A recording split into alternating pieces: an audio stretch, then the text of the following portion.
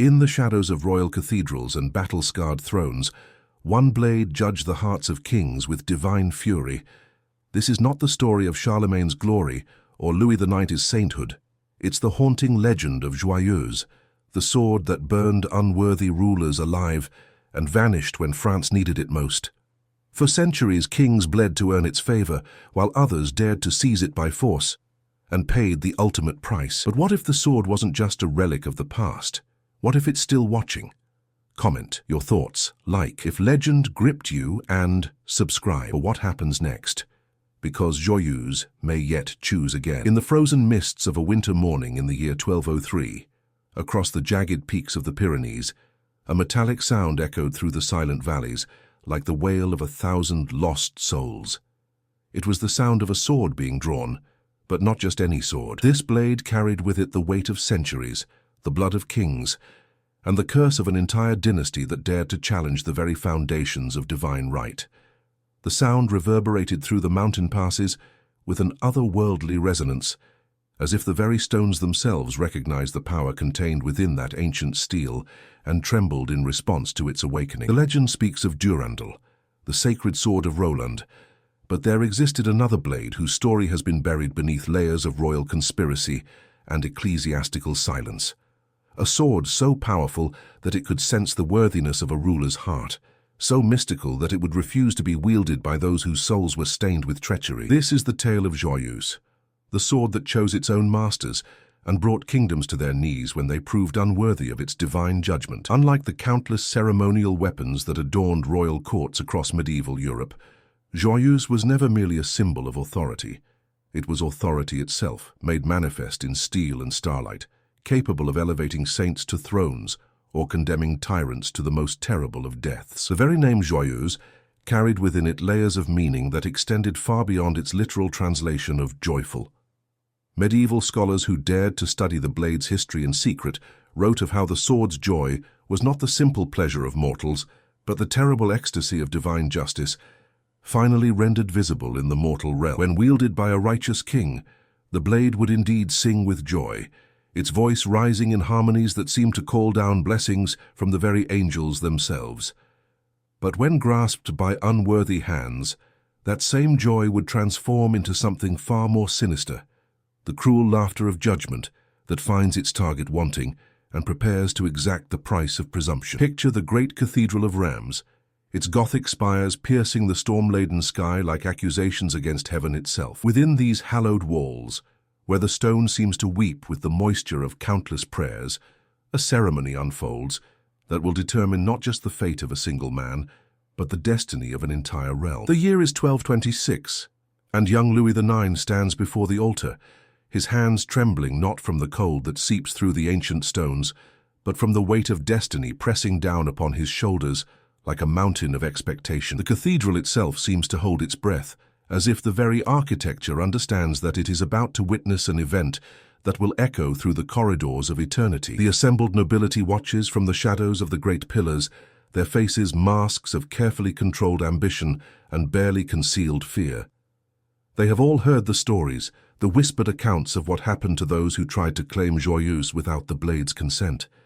Some cross themselves repeatedly, their lips moving in silent prayers for protection from forces they can barely comprehend. Others grip the hilts of their own swords unconsciously, as if cold steel could provide comfort in the presence of a weapon that transcended all earthly understanding of what a blade could be. The sword lies upon the altar, its blade catching the flickering candlelight and throwing shadows that dance across the faces of assembled nobles like dark prophecies. Joyeuse has remained silent for 3 decades, refusing to acknowledge any claimant to the throne.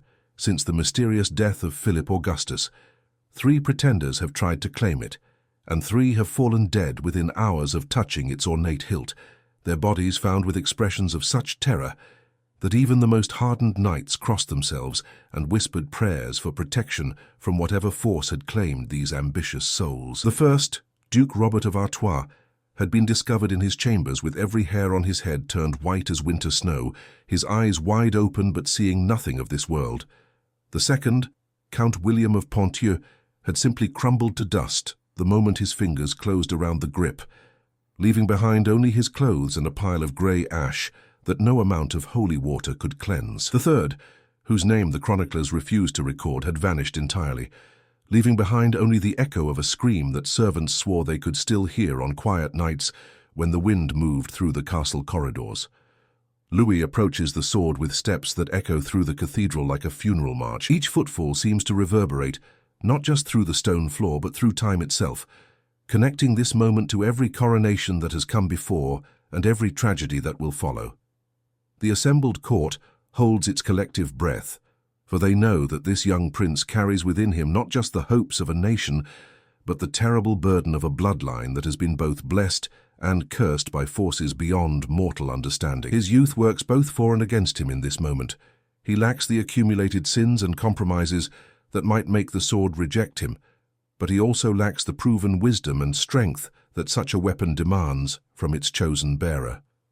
As his fingers close around the ancient hilt, something extraordinary happens. The sword begins to hum, a low vibration that seems to emanate not from the metal itself, but from some deeper source, as if the very earth beneath the cathedral is singing in recognition of its chosen king. The blade lifts effortlessly from the altar, and for a moment that stretches into eternity, every person in that sacred space feels the presence of something vast and inexplicable, something that judges not with human eyes, but with the terrible clarity of absolute truth. The air itself seems to shimmer around the blade, and several of the assembled nobles later swore they saw ghostly figures standing behind Louis, the spirits of every king who had ever wielded Joyeuse, nodding their approval of this new addition to their eternal brotherhood.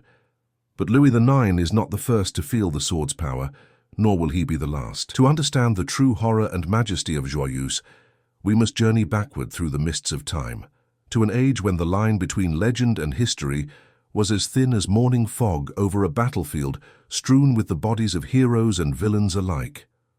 The sword story is inextricably woven into the fabric of French history itself, its influence extending far beyond the simple act of combat into the realm of statecraft, diplomacy, and the very concept of legitimate rule. To trace its origins is to trace the spiritual DNA of the French monarchy, the mystical foundation upon which centuries of royal authority would be built. The sword's origins trace back to the reign of Charlemagne, that towering figure who strode across Europe like a colossus, reshaping kingdoms with the force of his will and the might of his armies. It was said that Joyeuse was forged in the fires of a fallen star, its steel tempered with water from the river Jordan, and blessed by Pope Leo III himself in a ceremony so secret that only whispered fragments of its details survive in the most carefully guarded archives of the Vatican. The forging itself was said to have taken place over 7 days and 7 nights, with each day's work requiring a different sacred element to complete the mystical union of earthly craftsmanship and divine power. The stellar iron that formed the core of the blade had fallen to earth on the very night of Charlemagne's birth, creating a crater near the town of Aachen that remained warm to the touch for decades afterward. Local priests declared the site holy, building a small chapel over the impact point, where pilgrims would come to pray for divine intervention in their earthly struggles. It was there that the emperor's smiths worked their impossible craft, shaping the otherworldly metal with hammers blessed by 12 different bishops, and an anvil carved from a single massive sapphire that had been gifted to the church by a Byzantine emperor seeking absolution for his sins. The water of the Jordan used in the tempering process had been collected by Crusader knights during the earliest expeditions to the Holy Land, carried back to Europe in vessels that had never been touched by unhallowed hands. Each drop was precious beyond measure, for it was said to carry within it the memory of Christ's own baptism, the moment when divine and mortal nature had been united in perfect harmony. When the red-hot blade was plunged into this sacred water, witnesses reported that steam rose in the shape of angels' wings, and the sound that emerged was not the simple hiss of cooling metal, but a choir of celestial voices welcoming the blade into existence. Charlemagne wielded Joyeuse through dozens of campaigns, and those who fought beside him swore that in the heat of battle the sword would sing with a voice that could be heard above the clash of arms and the screams of the dying. They said it would guide the emperor's hand to strike down only those who deserved death, that it would turn aside from the innocent, even in the midst of the bloodiest melee. But more disturbing were the accounts of what happened when the great emperor, attempted to pass judgment with the blade in his hand. Nobles who had committed crimes they thought hidden would confess their sins the moment Charlemagne drew Joyeuse in their presence, as if the sword itself could peer into the darkest corners of their souls and drag their secrets into the merciless light of day.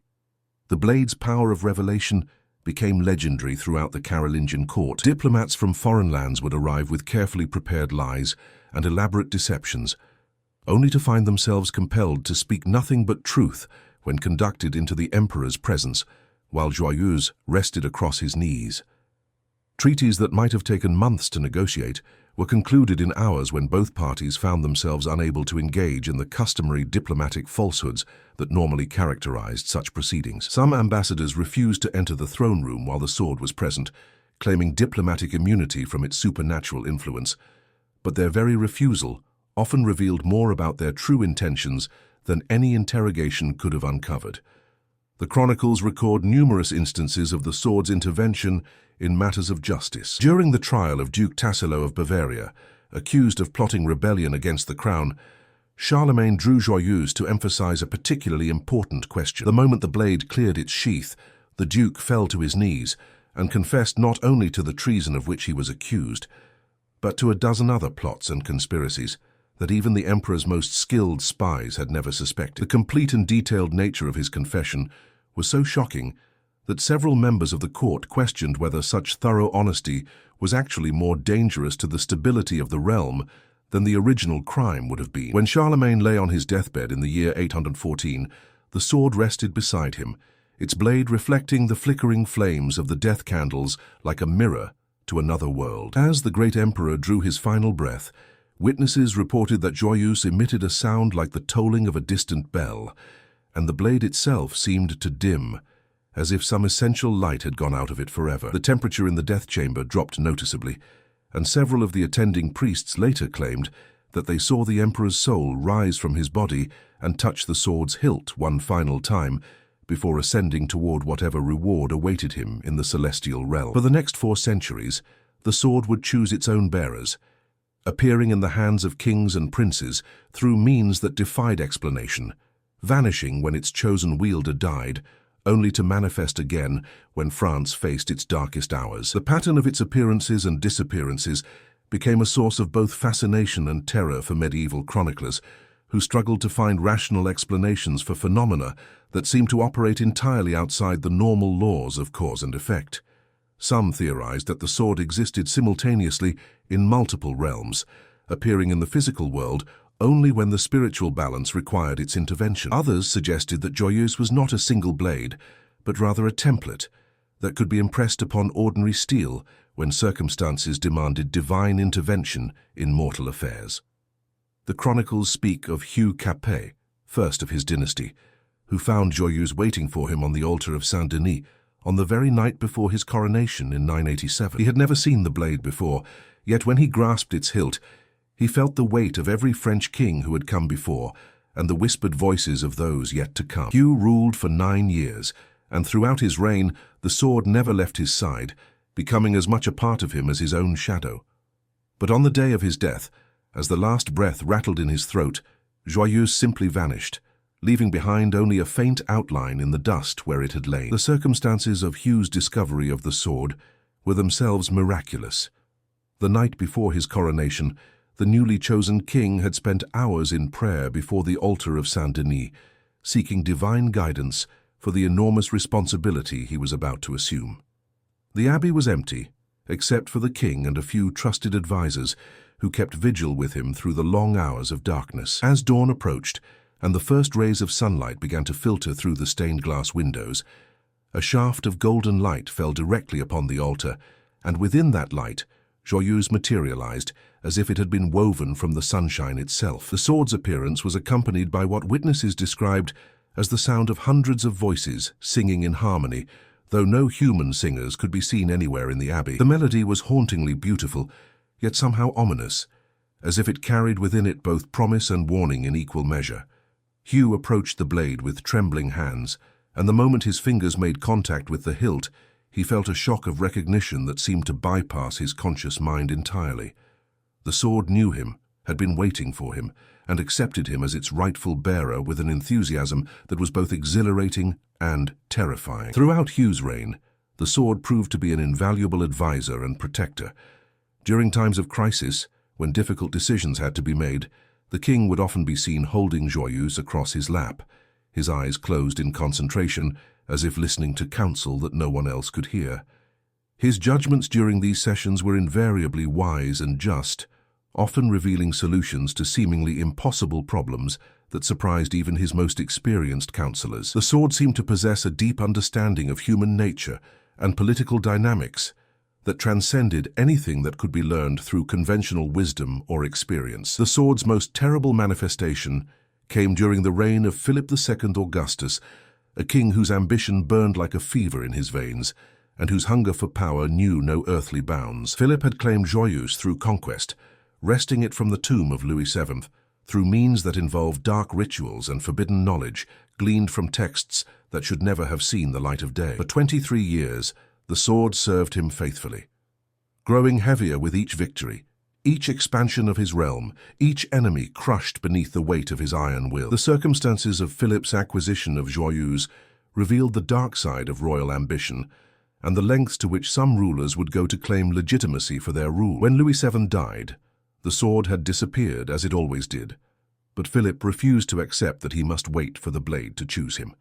Instead, he consulted with scholars of the occult, seeking ways to compel the sword's return through magical means rather than earning it through worthy conduct. The rituals he performed were borrowed from traditions far older and darker than Christianity, drawing upon knowledge that had been carefully suppressed by the church for good reason. The summoning took place in the depths of the royal crypts beneath Saint-Denis, where the bones of French kings rested in marble tombs that had been carved with protective symbols designed to keep the dead in their proper place. Philip and his conspirators worked by candlelight, inscribing circles of power on the stone floor with chalk, mixed with grave dirt and their own blood. The incantations they chanted were in languages that predated Latin, tongues that had been spoken when the world was young, and the barriers between realms were thinner than gossamer. When Joyeuse finally materialized in response to their summons, it came not with the golden light and celestial music that had marked its previous appearances, but wreathed in shadows that seemed to move independently of any earthly source of illumination. The blade itself appeared darker than it had in previous manifestations, its steel taking on a color like storm clouds shot through with veins of silver lightning. Most disturbing of all, the sword's usual song of joy had been replaced by something that sounded almost like weeping, as if the blade mourned its own corruption even as it submitted to Philip's magical compulsion. But Joyeuse was not merely a weapon, it was a judge, and it had been watching Philip's descent into tyranny with the patient attention of eternal justice. The king's treatment of his prisoners grew more savage with each passing year, his taxes more crushing, his paranoia more all-consuming. He began to see enemies in every shadow, traitors in every whispered conversation, threats in every glance that lingered too long upon his person. The sword, once bright and singing with righteous purpose, began to darken, its blade taking on a color like dried blood, its voice becoming a whisper of warning that Philip chose to ignore. The corruption of Philip's character, under the influence of his ill-gotten blade, became a source of growing concern throughout his court. Advisors who had served the crown faithfully for decades found themselves dismissed on the slightest suspicion of disloyalty.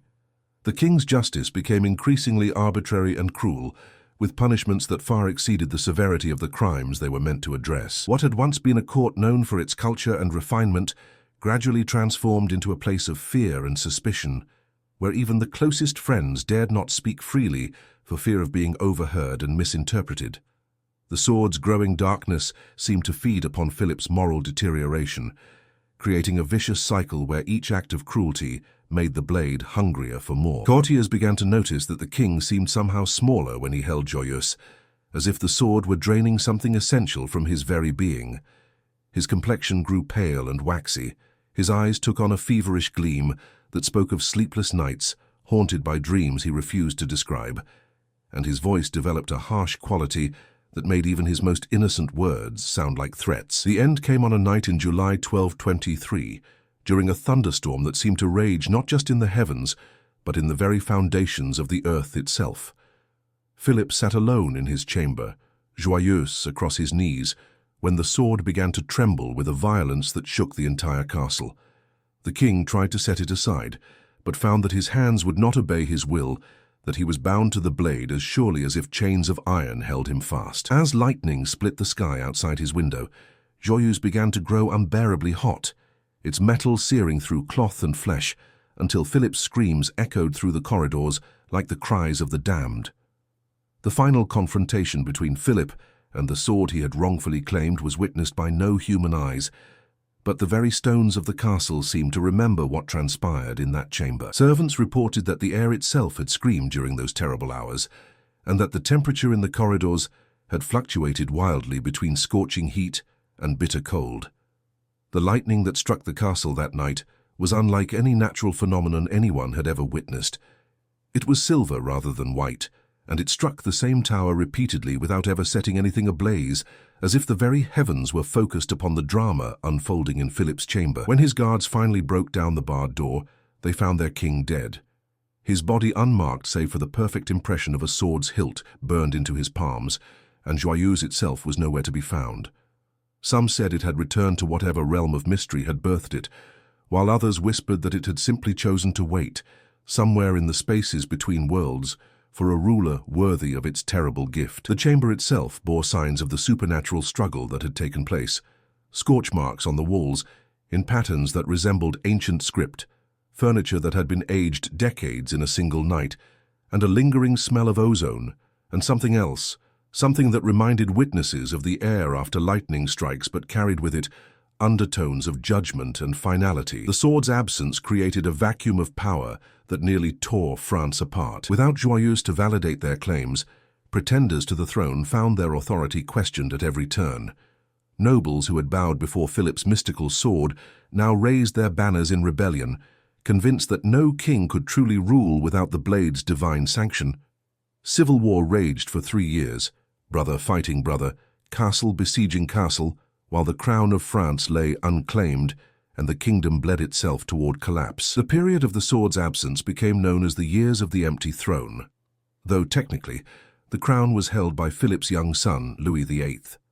However, without Joyeuse to confirm his legitimacy, the new king's authority extended little beyond the walls of his own castles. Provincial nobles declared independence, foreign powers invaded border territories with impunity, and the very concept of French national identity began to fragment as regional loyalties reasserted themselves over royal allegiance.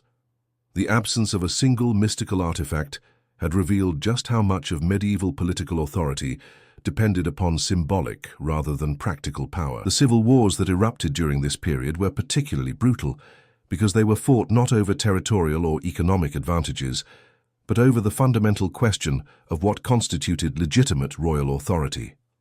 When the divine sanction represented by Joyeuse was withdrawn, every noble family with even a distant claim to royal blood began to see themselves as potential candidates for the throne. The resulting conflicts involved not just military battles, but elaborate theological debates about the nature of divine right, the role of supernatural intervention in earthly politics, and the question of whether God might choose to abandon France entirely if no worthy ruler could be found. It was young Louis who finally broke the deadlock, not through conquest or political maneuvering, but through an act of such pure faith that it seemed to call the sword back from whatever ethereal exile it had chosen. On the night before his planned coronation, the prince spent the entire darkness kneeling in prayer before the empty altar of Saint-Denis, begging not for power or glory, but for the wisdom to serve his people justly, and the strength to bear whatever burden God might place upon his shoulders. His prayer was not the rehearsed recitation of formal liturgy, but a conversation with the divine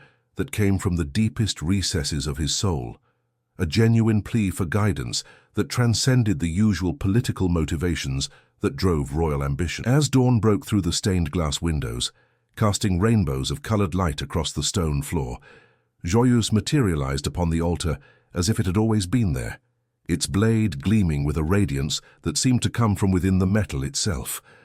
But this was not the same sword that had disappeared with Philip's death. This Joyeuse bore within its steel the accumulated wisdom of every king it had served, the memory of every battle it had fought, the weight of every judgment it had rendered. It had become not just a weapon, but a repository of royal responsibility, a physical manifestation of the sacred covenant between ruler and ruled. The transformation of the sword during its years of absence had profound implications for how it would function during Louis's reign. Where previous bearers had wielded a blade that responded to their own character and intentions, Louis found himself carrying a weapon that actively guided and instructed him. The sword had apparently used its time in exile to synthesize centuries of royal experience into a form of crystallized wisdom that could be transmitted directly to its chosen bearer. This evolution represented a fundamental shift in the relationship between the blade and its wielder, from simple empowerment to active mentorship.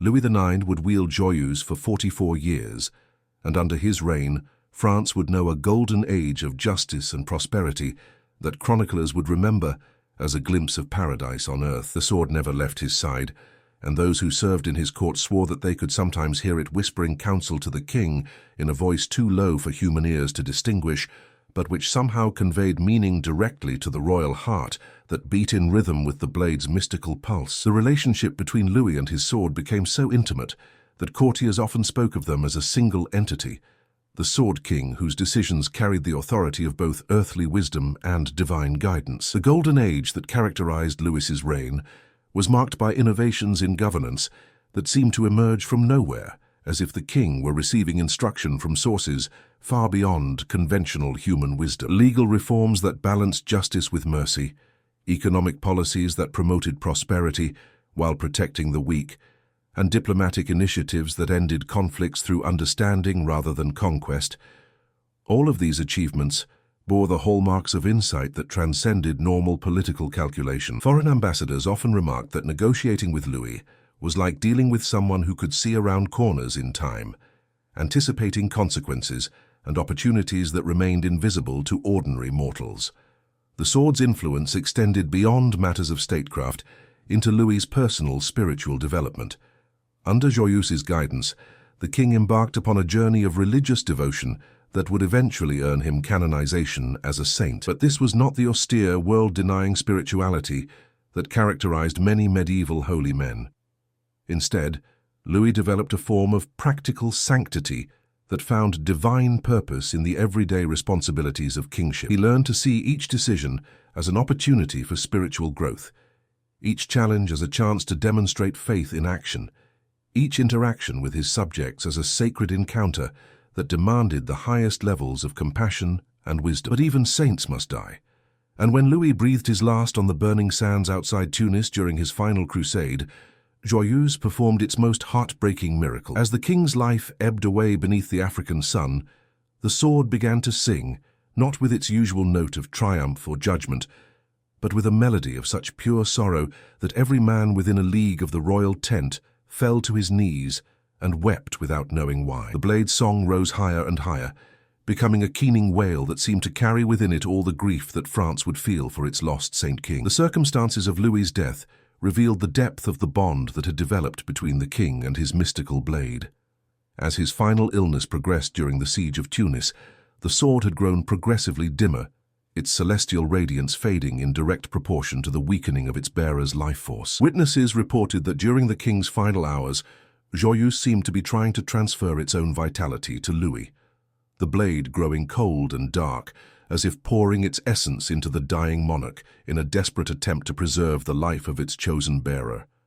When the last note faded into silence, Joyeuse had vanished once again, leaving behind only the echo of its mourning and a kingdom that would spend the next 3 centuries searching for a ruler worthy of its return. Kings would rise and fall, dynasties would crumble into dust, and still the sword remained hidden, waiting for a heart pure enough to call it back to the world of mortal strife and celestial judgment. The blade's absence after Louis's death felt different from its previous disappearances. There was a sense of finality to it that suggested the sword might never return, that perhaps the age of divine intervention in earthly politics had come to an end. The curse of Joyeuse became the curse of France itself, for without the sword's divine validation, every subsequent king would rule under a shadow of doubt, their authority questioned not just by their enemies, but by the deepest recesses of their own souls. They would sit upon thrones that felt empty beneath them, wear crowns that seemed too light for their heads, and know that somewhere in the darkness beyond the reach of mortal eyes, A blade of judgment waited to weigh their worthiness and find them wanting. The psychological impact of the sword's absence created a crisis of legitimacy that would haunt the French monarchy for centuries, contributing to the eventual collapse of the old order during the Revolution. Some say that Joyeuse still exists, hidden in a place between legend and reality, waiting for a time when France will need its divine judgment more than ever before. Others believe that the sword was never real at all, merely a symbol of the impossible standard to which kings must hold themselves, a reminder that true authority comes not from conquest or birthright, but from the willingness to serve something greater than one's own desires. But in the deepest vaults of certain ancient libraries, in manuscripts written in hands that trembled with more than age, there are accounts of travelers who have glimpsed a blade of impossible beauty resting in a shaft of sunlight that falls through no earthly window, singing softly to itself in a voice that speaks of kingdoms yet to come and kings yet to be tested. And in these whispered records, there is always the same warning, written in letters that seem to burn themselves into the reader's memory. When France faces its darkest hour, when the very soul of the nation hangs in the balance between salvation and damnation, Joyeuse will return to choose one last king, and that choosing will determine not just the fate of a single realm, but the destiny of the world itself. The sword that chose kings has become the sword that waits for the king, who will choose to be worthy of its terrible, magnificent burden. And somewhere in the silence between seconds, in the space between heartbeats, Joyeuse continues its patient vigil, ready to sing once more when the moment of ultimate judgment arrives. From the holy fire of its forging to the fiery fall of a dynasty, Joyeuse was never just a weapon, it was the conscience of a kingdom. It lifted saints, punished tyrants, and disappeared when kings forgot they were meant to serve, not rule. As France descended into war, legend whispered, the sword would return when the world most needed justice. Could that time be now? Comment what you believe. Like if the sword's judgment chills you, and subscribe, because Joyeuse is waiting, and the next king it chooses could change everything.